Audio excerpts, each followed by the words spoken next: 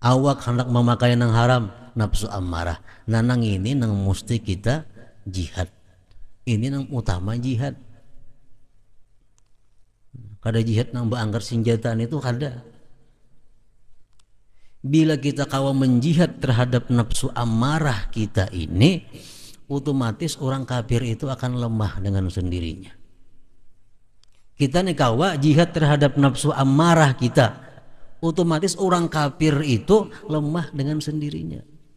Kenapa orang kafir itu makmur?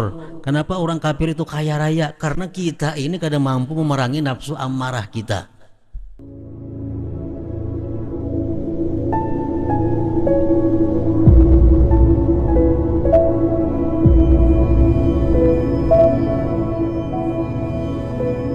Bismillahirrahmanirrahim. Alhamdulillahil qadiril muqtadir, al-jabiri qalba abdin munkasir. Asyhadu an la ilaha illallah wahdahu la syarika lahul mutakabbir.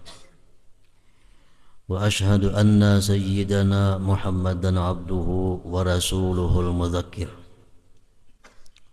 Allahumma salli wa sallim wa barik ala sayyidina Muhammadin as-sabiris syakir wa ala alihi wa sahbihi wa kulli abdin mu'tabir, amma ba'd. Yang kita hormati dan kita cintai para habaib dan para alim ulama, guru-guru agama, para muhibbin, hadirin hadirat rahimakumullah. At-tasi wa sittun wa sab'un min asma'illah al-husna al-qadir al-muqtadir. Yang ke-69 dan yang ke-70 daripada nama-nama Allah al-husna, al-qadir dan al-muqtadir.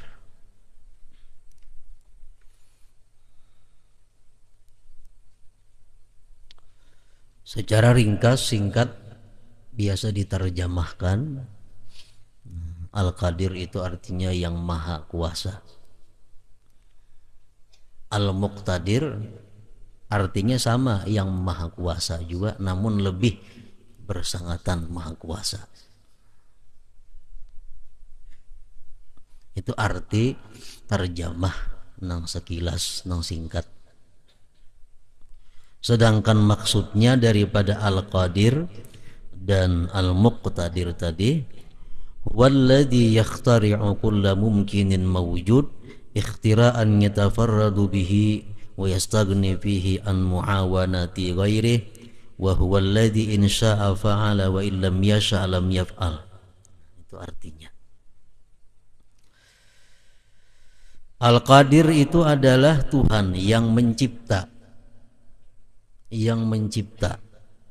tiap-tiap yang mungkin, tiap-tiap yang harus.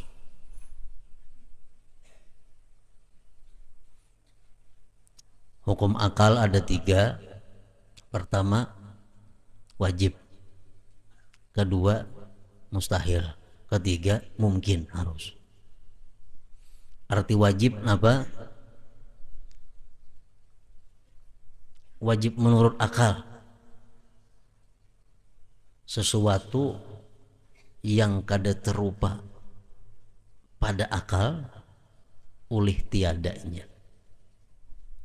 Sesuatu yang kada terupa oleh akal tiadanya. Contohnya Allah, wajib itu ada. Karena kada terupa pada akal kita, tiada Allah, kada terupa. Nah itu wajib ngarannya. Mustahil bang, mustahil artinya sesuatu yang kada terupa adanya, nang kada terupa adanya. Seperti Tuhan 2 itu kada terupa pada akal, mustahil. Nah nang ketiga apa? Harus. Harus ini bisa ada, bisa kada ada. Harus artinya bisa ada, boleh jadi kada ada. Nah kudrat Al-Qadir, Tuhan yang bernama Al-Qadir ini, dia menciptakan sesuatu yang mungkin, yang harus, yang ada sekarang. Jadi yang diciptakan Allah itu, Al-Qadir ini, sesuatu yang harus, bukan sesuatu yang wajib, bukan sesuatu yang mustahil. Umpamanya, apakah Al-Qadir ini menciptakan Allah Ta'ala? Apakah ini Al-Qadir yang mencipta Allah? Kada mau kayak itu. Kenapa? Karena Allah tuh kada mungkin. Allah tuh sudah wajib adanya. Allah sudah nyata ada. Nang diciptakan oleh Al-Qadir ini sesuatu yang bisa kada ada, bisa ada. Apakah Allah bisa maulah anak? Dijawab bisa, salah. Dijawab kada bisa, salah. Nang bujur kayak apa? Anak bagi Tuhan itu mustahil. Al-Qudrat ini, Qadir ini kada berurusan lawan mustahil. Dia urusan hanya kepada yang harus, yang mungkin. Nah makanya tadi yang mencipta tiap-tiap yang mungkin, yang mewujud. Bersendiri dia dengan ciptaannya itu, dan dia terkaya daripada pertolongan orang. Allah kada minta tolong siapa-siapa dalam hal menciptakan ini, nang ada-ada. Wa huwallazi in syaa fa'ala, dialah Tuhan yang bila mana hendak dia perbuat. Wa illam yasha lam yaf'al, amunnya kada hendak kada dia perbuat. Nah ini artinya Al-Qadir tadi. Secara ringkas tadi diarti Maha Kuasa. Mencipta tiap-tiap yang mungkin, yang mewujud, akan sebagai mencipta yang bersendiri dengannya dan terkaya daripada pertolongan orang lain. Ini bujur-bujur Al-Qadir. Allah berkuasa seoranganan. Kada ada bantuan siapa-siapa. Allah kada punya menteri. Dalam mengatur ini alam, kekuasaan Allah itu kada punya menteri, kada punya pembantu, kada punya staf ahli, kada punya apa. Inilah Al-Qadir tadi.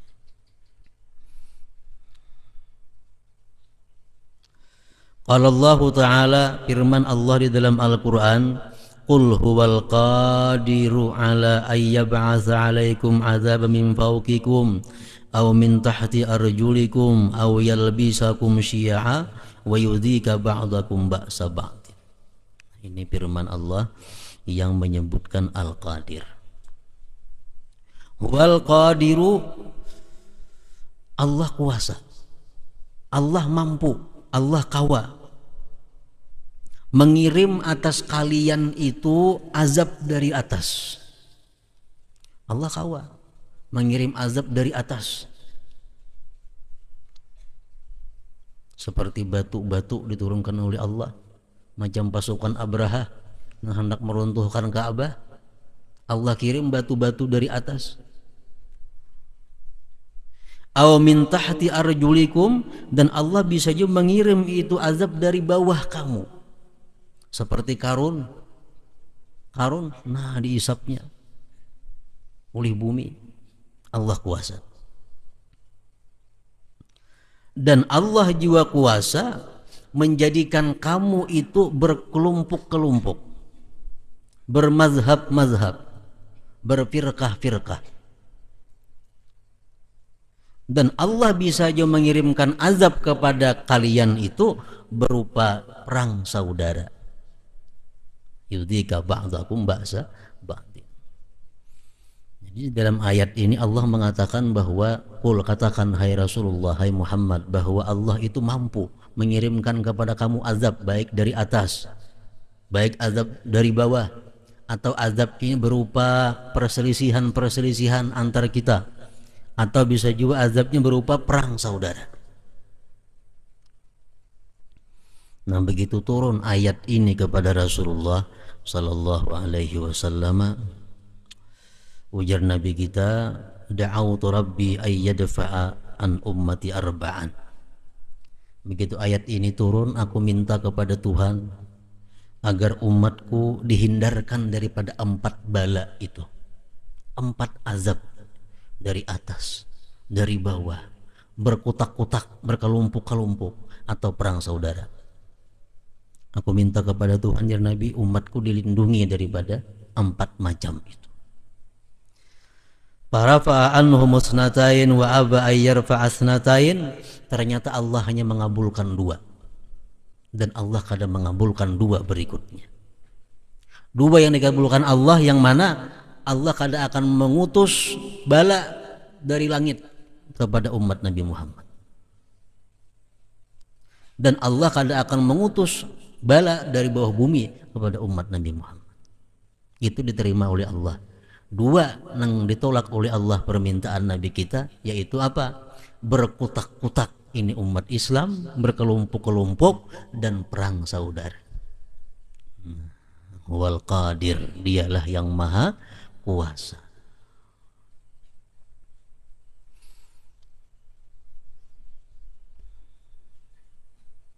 Para muhibbin rahimakumullah. Nah, sesudah Rasulullah wafat, Abu Bakar Siddiq, Umar bin Khattab, Utsman bin Affan, Imam Ali karramallahu wajhah. Nah, disitulah begitu kekhalifahan ini dipimpin oleh Imam Ali, mulai timbul mazhab-mazhab, kelompok-kelompok Islam, yang pada puncaknya terjadi perang saudara. Perang yang pertama disebut dengan Waq'atu Jamal, perang Jamal. Satu pihak Siti Aisyah menunggang unta jadi komandan perangnya, yang dimusuhi siapa? Imam Ali karramallahu wajhah. Sekali kemudian berikutnya terjadi lagi perang antar Islam, antara Imam Ali yang berkuasa hendak dialih kekuasaan, hendak dikudeta oleh Muawiyah bin Abi Sufyan. Puluhan bahkan ratusan ribu yang mati umat Islam dalam peperangan itu. Nah, sesuai dengan apa yang disampaikan oleh Rasulullah Sallallahu Alaihi Wasallam, bahwa Allah hanya menerima 2 dan tidak menerima 2, termasuk perang saudara. Yudhika ba'dakum ba'sa ba'din.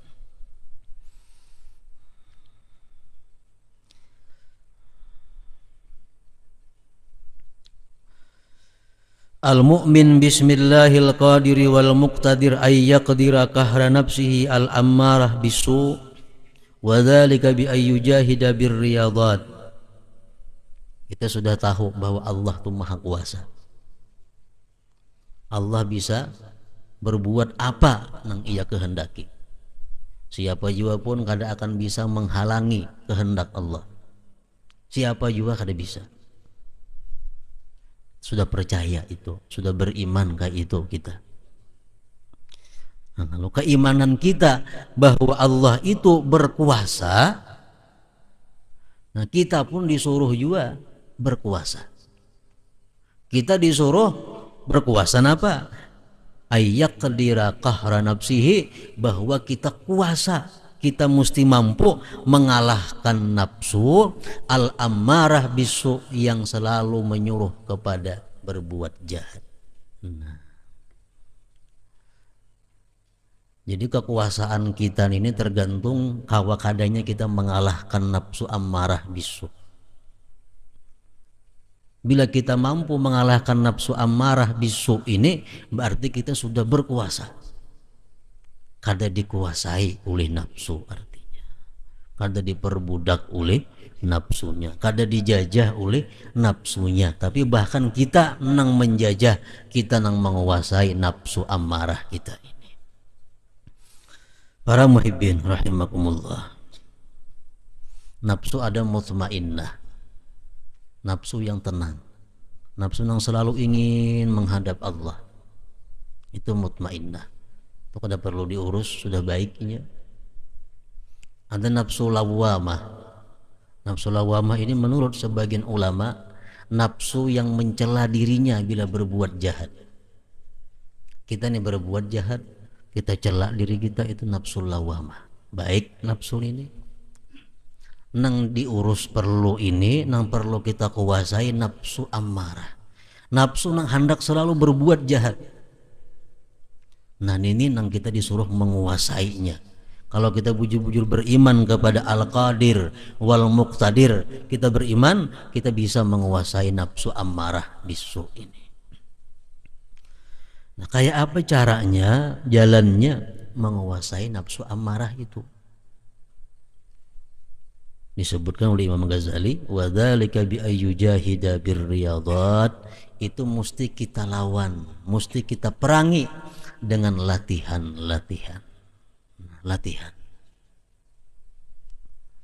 Kadang-kadang ada latihan anak berperang, kadang-kadang ada latihan.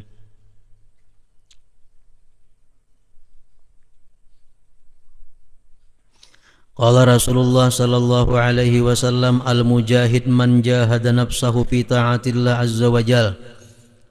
Ujar Rasulullah, orang yang berjihad itu sebenarnya adalah orang yang berjihad melawan nafsunya dalam taat kepada Allah azza wa jal.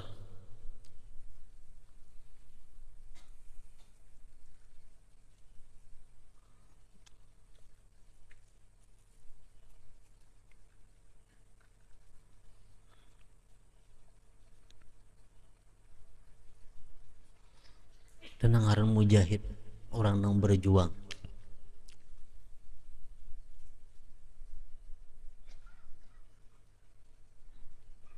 Nah, jadi ini dituntut kita mengetahui nafsu amarah, nafsu yang selalu hendak jahat. Mata hendak melihat nang haram, itu nafsu amarah. Tangan hendak menjapai nang haram, nafsu amarah.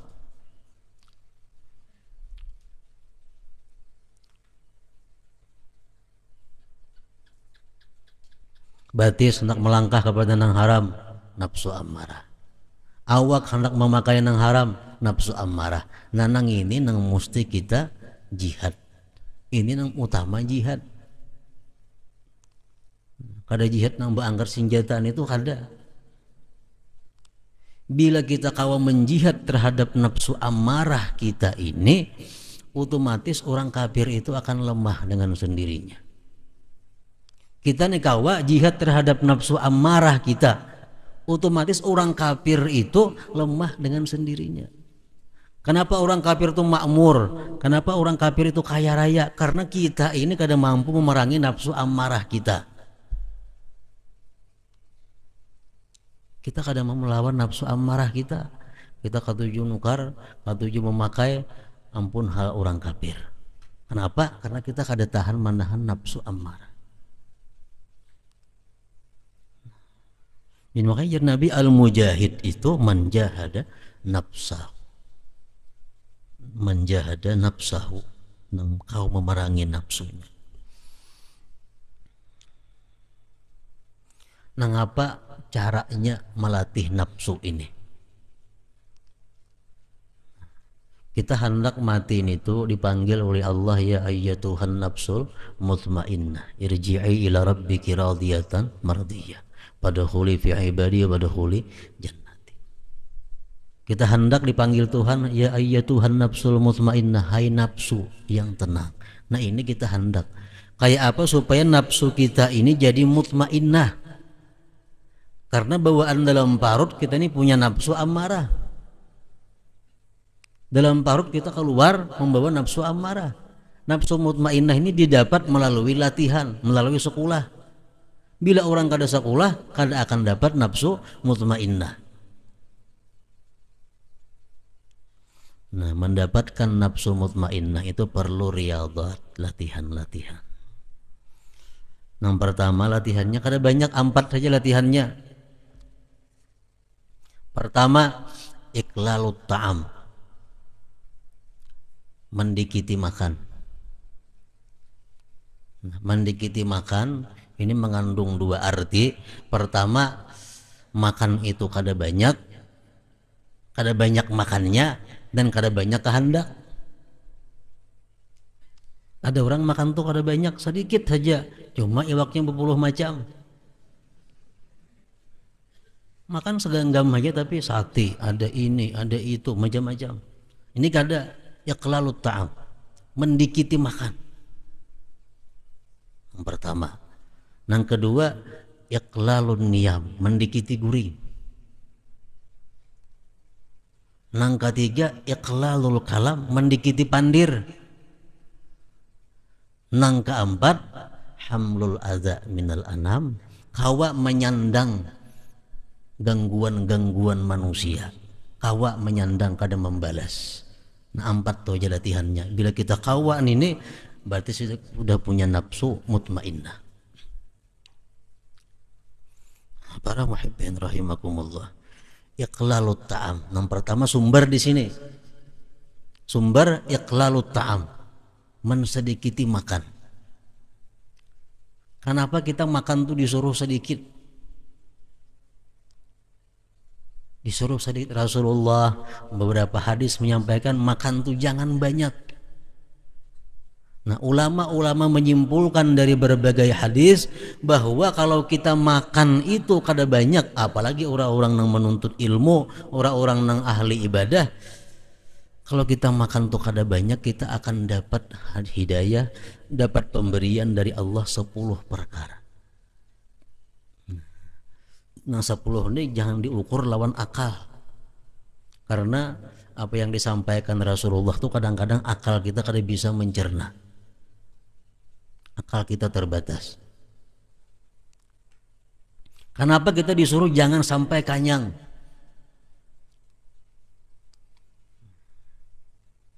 Jadi Imam Syafi'i mengatakan apa, parutnya hendaknya dibagi 3. 1 sagan makanan, 1/3 sagan minuman, 1/3 sagan napas. Ada makan enggak gulu nasi, ada lagi napasnya. Jadi menyedikiti makan bukan berarti kada makan awak lama, kada juga mensedikiti makan. Kecuali kita makan di rumah orang, nah itu banyak-banyak tuh disuruh. Jadi tamu ke rumah orang, itu disuruh makan bertambah kita. Atau kita menjamu tamu, nah kita makan lawan tamu, disuruh juga kita banyak makan untuk mendorong tamu bertambah. Nah, makanya ini rahasianya, ini rahasia dari Allah. Kadang kalau diukur dengan akal, kadang-kadang kita lebih banyak makan, tapi ada tertentu.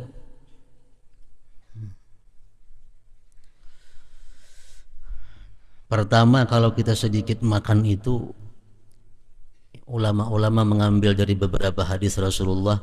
Pertama yang kita dapatkan apa? Safaul qalb, hati bersih.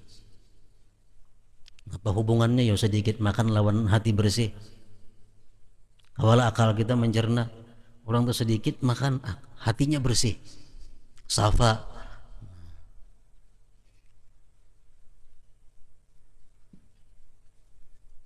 Bila hatinya bersih, mau berikit ilmu. Ilmu tuh berikit karenanya bersih.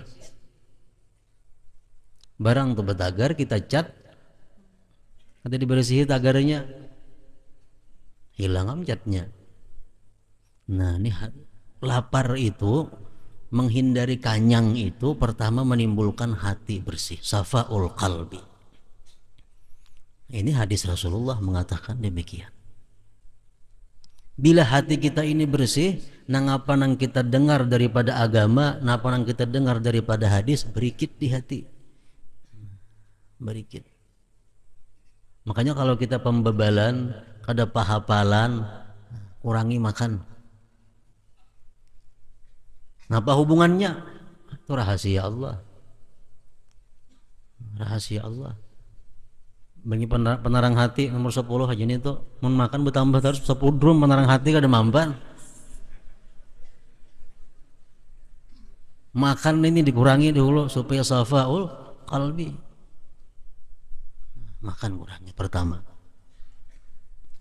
Yang kedua, orang yang sedikit makan itu, ujar Nabi, riqqatul qalb, berhati lembut. Nah, hati lembut ini macam apa?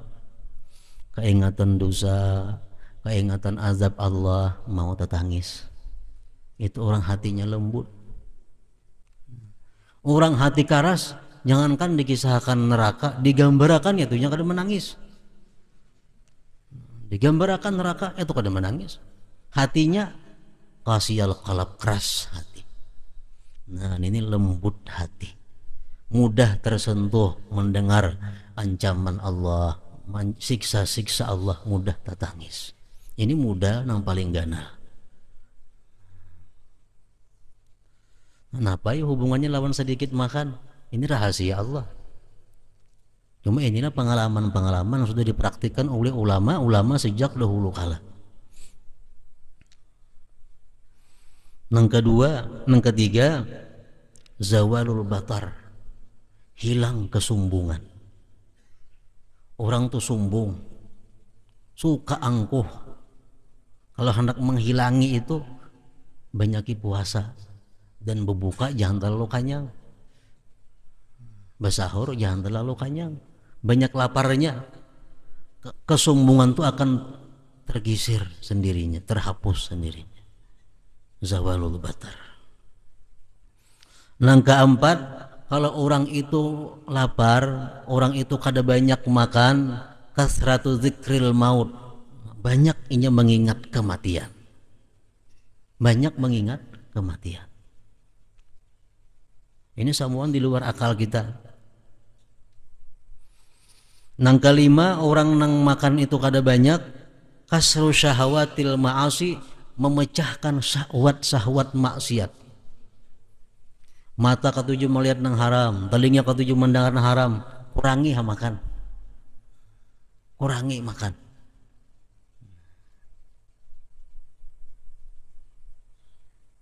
Nang keenam, suhulatus sahar bil lail, mudah bangun malam. Bangun malam tuh mudah.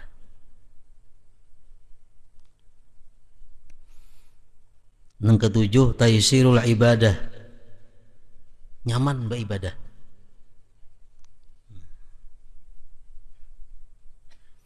Yang kedelapan, indifa'ul amrat, tertolak segala macam penyakit. Nah, ini paling-paling ini yang bisa diterima. Hanya ada penelitian-penelitian bahwa sumber segala macam penyakit yang ada di tubuh manusia itu akibat kesalahan pola makan. Ini hanya kawan diteliti oleh ahli sekarang ini. Kenapa Islam itu menyarankan jangan banyak makan, nah hanya dapatnya diteliti ini. Dengan banyak lapar itu terhindar dari berbagai macam penyakit. Yang kesembilan, khifatul mu'nah wa yasrudul wara. Yang kesembilan, kada banyak makan itu inting biaya. Inting biaya. Apabila inting biaya apa? Mudah wara. Mudah wara. Kalau kita hidup ini punya beban biaya yang tinggi, sulit wara itu. Kenapa? Karena biaya banyak, pengeluaran banyak, otomatis mencari banyak. Kalau kita makan ini apa adanya, nah, mudah wara. Yang ke-10, as-sakha, pemurah. Orang yang pemurah, kalau dalam hatinya belum ada berisi sifat pemurah, kurangi makan itu. Nah, jadi ini rahasia-rahasia yang didapat bagi orang nang kada mau mengenyangi perutnya. Yang pertama dari ini kuncinya untuk mendidik nafsu amarah kita, untuk menguasai nafsu amarah kita. Yang pertama, mensedikiti makan. Sedikit makannya, sedikit kehendaknya. Makan tuh unjuk lawan bini aja mengaturnya. Kada usah kita nang mengatur makan. Menunjukkan kita kada bakahandak ngarannya. Nah, duit hari ini nukar apa dasar aja. Bila nyaman makan, bila kada kurangi makan. Jangan bakahandak seorang. Ini nang sudah bebinian, mau nang kada bebinian makin nyaman lagi nih tuh. Kada perlu mengurusi urusan makanan itu jakanya laki-laki nih. Apa nang disuruh bini itulah yang dimakan. Karena bakal hendak macam-macam. Wah ini kurang kicap, kurang itu, kurang ini. Nah kalau kita kawan menyedikiti makan, menyedikiti kehendak nih tuh, nah dapat tuh nang 10 hal tadi. Di situ kuncinya untuk nafsu amarah ini bisa dikuasai. Nang kedua, mengurangi guring. Napa gunanya mengurangi guring? Keuntungannya napa? Dalam hal pendidikan nafsu amarah. Ulama mendapatkan dari beberapa hadis bahwa kalau kita kawa mengurangi guring itu, kita akan dapat safwul iradat. Artinya apa? Kehendak itu selalu baik, selalu bersih. Hati ini hendak nang baik aja, hati hendak nang ibadah aja, hati hendak nang bermanfaat aja. Itu bisa didapat melalui kurang guring. Ini pun masih kada bisa kita akal kita mencerna apa di mana hubungannya. Cuma itulah kenyataannya yang disampaikan oleh para ulama mengambil dasar daripada hadis-hadis Rasulullah. Bila orang tuh banyak guring, Imam Ghazali mengatakan kalau sudah 8 jam tuh sehari banyak guring. 24 jam tuh 8 jam guring, berarti sepertiga umur kita hilang. Itu sudah banyak guring. Bahkan jadi ulama mengatakan siapa guring 8 jam makan 3 kali sehari baik sapi berinya. Sapi kalau disembelih dijualin apa? Ada napa-napa. Makan 3 kali sehari guring 8 jam baik sapi.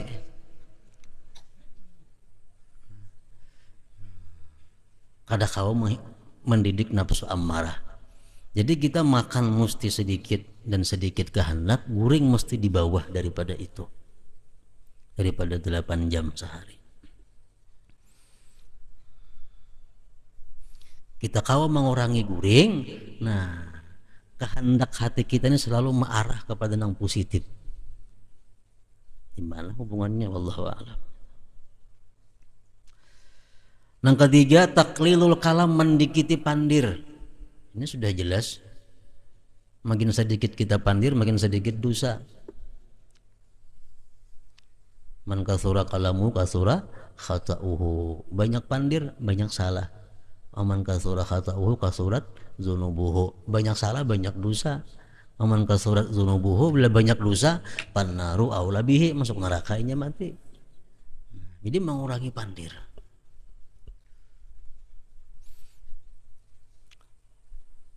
Nah, jadi ini tugas sebenarnya oleh guru-guru nang pembimbing khusus murid. Misalnya guru khusus itu murid berlima ini kada sama. Ini kada pengguring orangnya. Nah, kalau makan itu 3 piring sekali makan. Anak saya kong ini pengguring kada, makan sedikit bepandir kada cukup hari. Nah jadi si guru nang khusus ini mesti mendidik kada sama semuaan. Nang ini hari bepandir kada boleh. Ikam makan kurangi, ikam ini guring. Karena kada rata di antara murid-murid ini. Jadi kada sama guru nang khusus itu memberikan pendidikan kepada tiap-tiap muridnya sesuai di mana kelemahan yang ada pada diri si murid itu. Ada sahabat datang lawan Rasulullah, wahai Rasulullah, ausini, ulun beri nasihat. Nabi lihat nyanyi baik aja sudah, cuma sebuting pemarah. Jadi Nabi la tagdab, kamu jangan pemarah tuh aja. Nah apalagi wahai Rasulullah, la tagdab, jangan pemarah. Nah apalagi begitu, la tagdab, jangan pemarah. Nabi tahu nih sampai yang malam orangnya sudah aktif, sosialnya tinggi, orang ini puasanya pemarah. Jadi Nabi menyarankan sebutin jangan pemarah. Ada sahabat lain lagi sudah semuaan bagus, pemarah kada, cuma malam kada mau bangun nih. Subuh aja, udah subuh hanya orang bang hanya bangun. Lalu jar Nabi, Seandainya itu Fulan bin Fulan bangun malam, niscaya dia paling baik laki-laki. Jadi sesuai kebutuhan orangnya ini. Ini namanya diberi karunia oleh Allah. Makan ini kada hendak kenyang, makan kada banyak pilihan, itu karunia Allah. Kalau tapi pangguring bagus, jangan mencari obat guring. Ini kada guring belisah, kada mau guring, padahal baik kada guring itu. Asal dibawa berzikir, bawa bersalawat. Kalau kada guring dibawa kunyuk-kunyuk nanti orang mau. Kalau orang tuh kada mau guring tuh anugerah Allah. Napa anugerahnya sama malaikat? Malaikat tuh mau guring. Kalau kita kada mau guring itu luar biasa. Coba bawa salawat, ada apa-apa.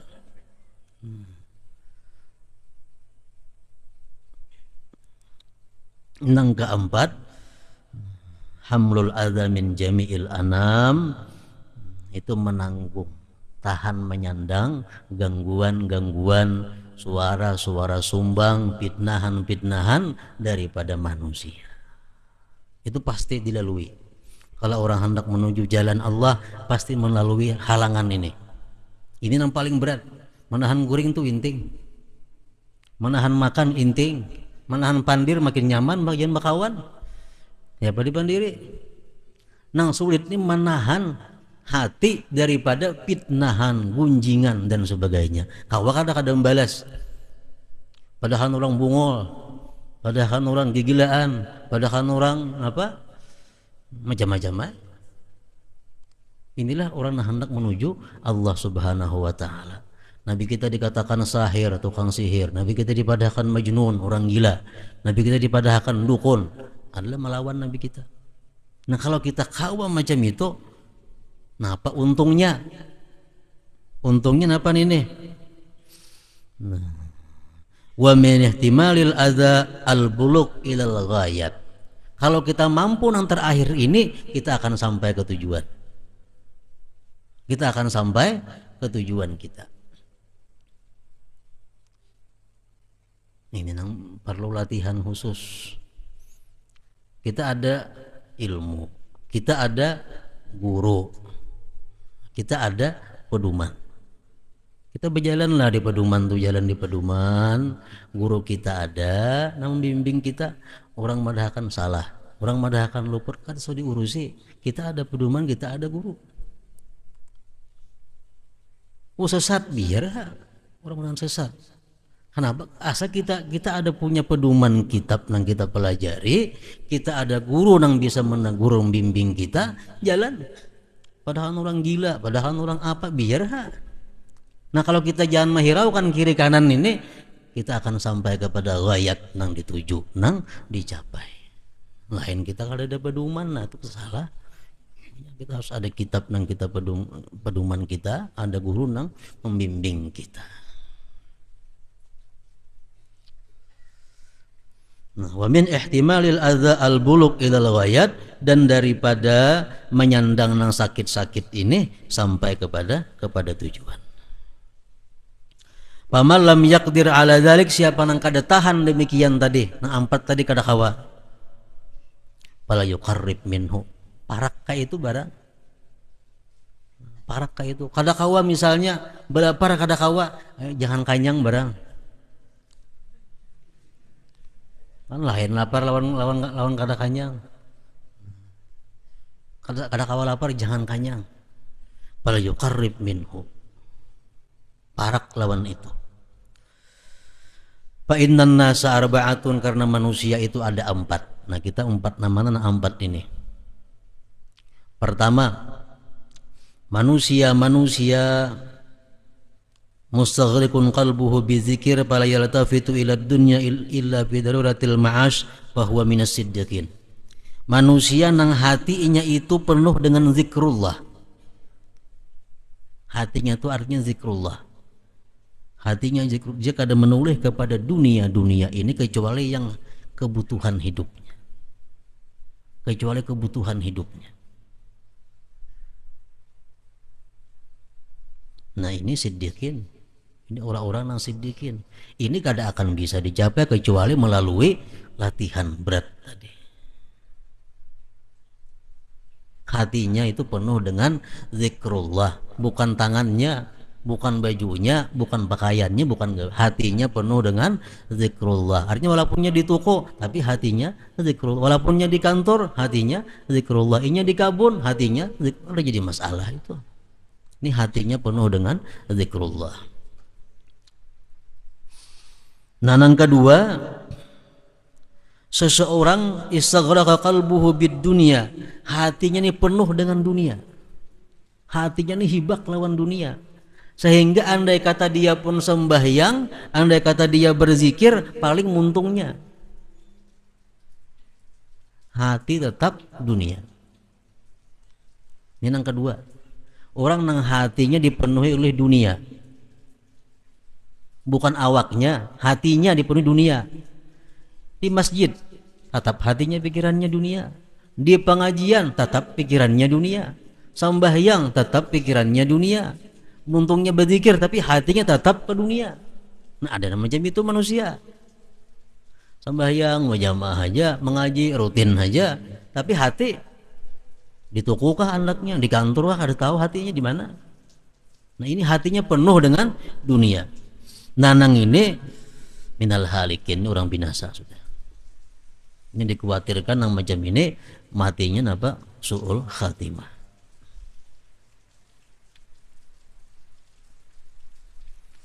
Nah, yang ketiga, seseorang ini bekerja dunia dan agama, dunia akhirat. Kadang-kadang inya zikir sampai ke hati-hati juga, kadang-kadang dunia ke hati-hati juga. Dunianya ada, akhiratnya ada. Nah, nang ini ujar Imam Ghazali menyebutkan bahada yadkhulun nar illa annahu yanju minha sari'a. Ini orang masuk neraka juga, cuma cepat keluarnya.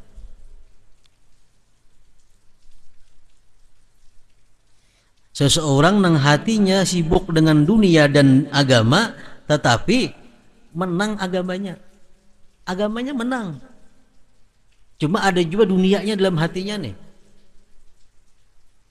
Nah, ini orang kada selamat, cuma lakas keluarnya, lakas keluarnya. Dia akan menemui hisab-hisab nang berat macam-macamnya.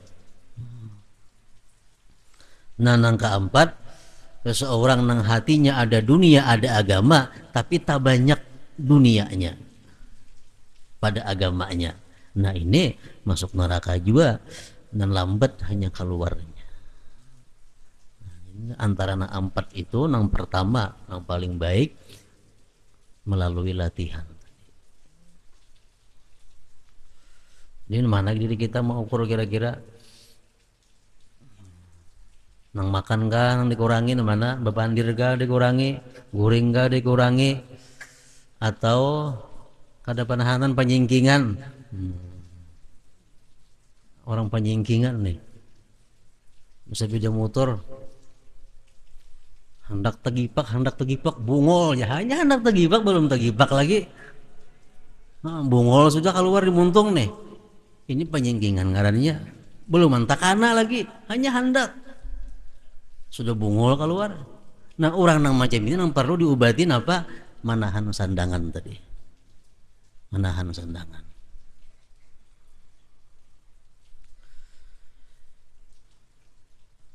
Ini keimanan kita kepada nama Allah Al-Qadir wal Muqtadir itu menuntut bahwa kita bisa menguasai diri kita, bisa menguasai nafsu amarah bisu, sehingga menjadi nafsu nang tentram, nang tenang kepada Allah Subhanahu wa taala.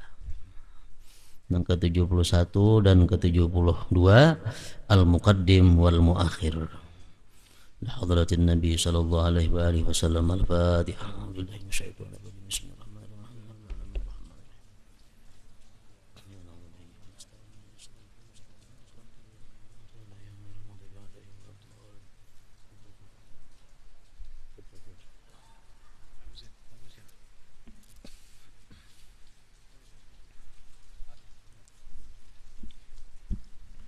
Bismillahirrahmanirrahim. Alhamdulillah rabbil alamin. Allahumma shalli ala sayyidina Muhammadin wa ala sayyidina Muhammad. Allahumma arzuqna taufiq at-ta'ah اللهم ارزقنا توفيق الطاعة وبعد المعصية، صدق النية، عرفان الحرمة، وأكرمنا بالهدى والاستقامة، سدد ألسنتنا بالصواب والحكمة، واملأ قلوبنا بالعلم والمعرفة، طهر بطوننا من الحرام وشبهه، وف أيدينا عن الظلم والسرقة، واغضض أبصارنا عن الفجور والخيانة، واسدد أسماعنا عن اللغو والغيبة. تفضل على علمائنا بالزهد والنصيحة، وعلى المتعلمين بالجهد والرغبة، وعلى المستمعين بالاتباع والموعظة، وعلى مشايخنا بالوقار والسكينة، وعلى مرضى المسلمين بالشفاء والراحة، وعلى موتاهم بالرأفة والرحمة، وعلى الأغنياء بالتواضع والسعة، وعلى الفقراء بالصبر والقناعة، وعلى الأمراء بالعدل والشفقة، وعلى الرعية بالإنصاف وحسن السيرة.